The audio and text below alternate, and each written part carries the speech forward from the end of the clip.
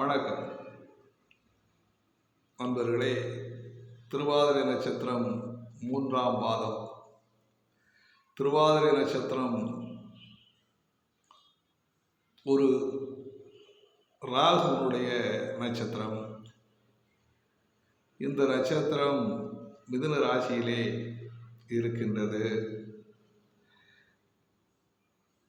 திருவாதிரை 3ஆம் பாதம் என்பது அம்ச கட்டத்திலே கும்ப அம்சமாக வரும்.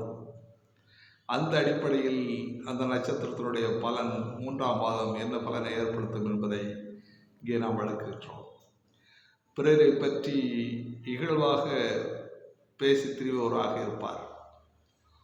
உடல் நோயுடனும் அழுக்கான ஆடைகளை அணிந்து கொண்டும் ஆணித்தரமான பேச்சுக்களை பேசியும் பிறரிடம் மன இழகாமல் இருப்பதும் சிறி பிரசைகளால் தூற்றப்படுவதும் வாழ்க்கையை